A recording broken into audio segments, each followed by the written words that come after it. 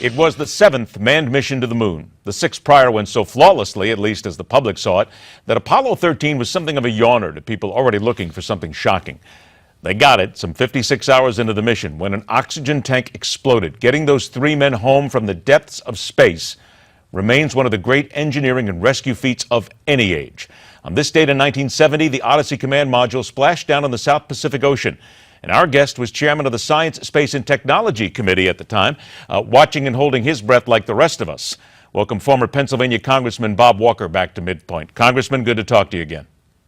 Yeah, well, good to talk to you, too. Yeah, I was actually on the committee a little later on than during that, but have gotten to know a lot about the flight from some of the people who participated over the years. When you were watching, because we all were, as a world, I remember when the blackout happened, we didn't know if they were able to survive coming through the atmosphere.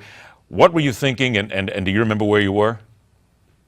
Don't remember exactly where I was, perched in front of a television set, no doubt. But the fact is that the whole world was on edge, and the crew had done a magnificent job of just being able to get back to go through the atmosphere. And there was a real concern about whether or not they had been able to get the craft positioned in a way to survive that heat that you get when you crash through the atmosphere. What did we learn from that we took forward? Obviously, there were so many things that went wrong that led up to that. It helped make spacecraft a lot safer, but also, I think, brought us to the knowledge that getting into space was not like science fiction taught us. It was a lot tougher and a lot more fraught with danger.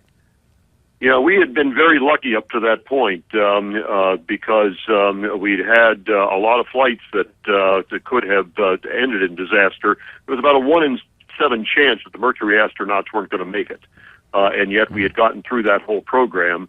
And so this was a wake-up call to just how dangerous travel to space is, and how much technology is needed in order to keep humans alive in the most hostile possible atmosphere.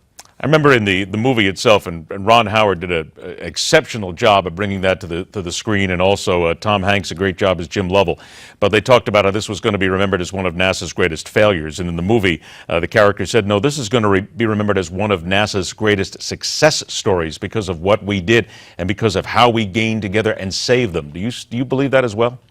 I believe that it was a remarkable effort in ingenuity. The ability to take a crippled spacecraft and figure out, what parts of it could be used, what parts of it needed to be thrown away.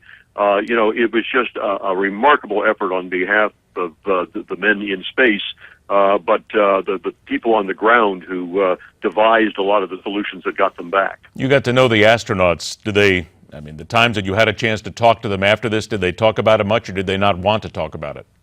Well, I spent a good deal of time with Jim Lovell at the time that Apollo 13 came out, because he came to the Hill to talk about the flight on that anniversary of it, and they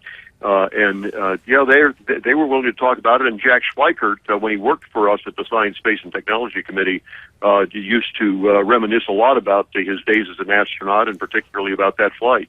It's easy to reminisce when you come home unscathed, because my goodness, how close they came to death is sometimes very frightening. But we need to remember back. In Jack's case, he wasn't even supposed to be on the flight. Right, he was a last-minute replacement. He was a last-minute replacement on it, right? So he didn't, and he thought it was the greatest thing in the world. And all of a sudden, the next thing you know, he's sitting up there in space, and boy, the work done by the people on the ground was just astounding. Bob Walker, thanks so much for joining us and sharing a little bit, because it certainly is something to remember. It was indeed a great accomplishment by the United States when we had to help our people along. Thanks so much. Absolutely, absolutely, it was. All right, thanks. Bob, take care.